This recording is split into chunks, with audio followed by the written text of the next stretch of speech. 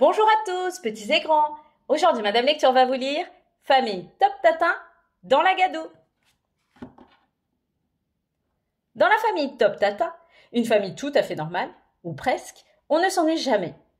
Que les nuits soient blanches ou les jours noirs debout, la vie est toujours rose pour les jumeaux Bibou et Didou, leurs parents Max et Marguerite et leur sacrée mamie, car rien ne les affole. Ni une baignade dans la vase, ni un dos qui se coince en faisant le pont, ni un fauteuil roulant bloqué au pied d'un escalier, ni même les devoirs non terminés le dimanche soir. La vie est belle quand elle ne manque pas de sel.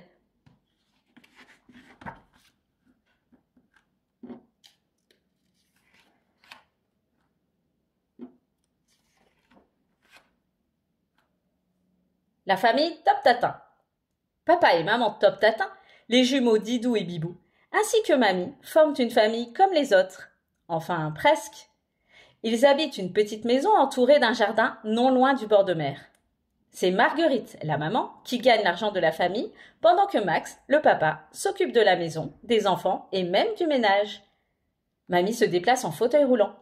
Avec elle, on ne s'ennuie jamais. Nuit blanche. Il est déjà tard et toute la maisonnée dort profondément. Seul Didou ne trouve pas le sommeil. Réveillé comme en plein jour, il se tourne et se retourne dans son lit, puis finit par se relever. Sans bruit, il se glisse dans la chambre de ses parents. « Qu'y a-t-il, mon chéri ?» demande maman Top Tatin. « Je n'arrive pas à dormir. Je peux venir dans ton lit ?» chuchote Didou. Marguerite pousse un soupir. « C'est bon, viens » marmonne-t-elle d'une voix toute ensommeillée. Didou est ravi. Papa, qui ne s'est rendu compte de rien, continue à dormir paisiblement. Quelques instants plus tard, maman et Didou dorment à point fermé. Mais voilà que Bibou se réveille et chuchote. « Psst, Didou !» Mais personne ne répond. Voyant que son frère n'est plus là, Bibou se glisse à son tour dans la chambre des parents et se couche dans le grand lit. Maintenant, tout le monde dort. Mais pas pour longtemps, car Max se réveille. Quand il voit les jumeaux, il soupire. Alors, il sort de son lit, se faufile dans la chambre des enfants, se couche dans le lit du bas et se met aussitôt à ronfler comme un ours. Maintenant, tout le monde dort, vraiment.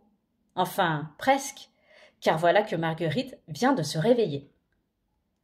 Elle n'a plus assez de place. Sans remarquer que Max est parti, elle décide d'aller dormir dans le lit de Didou. Elle se glisse donc tout doucement dans la chambre voisine et s'assied sur le lit inférieur, juste sur le gros bedon de papa. Top Tatin.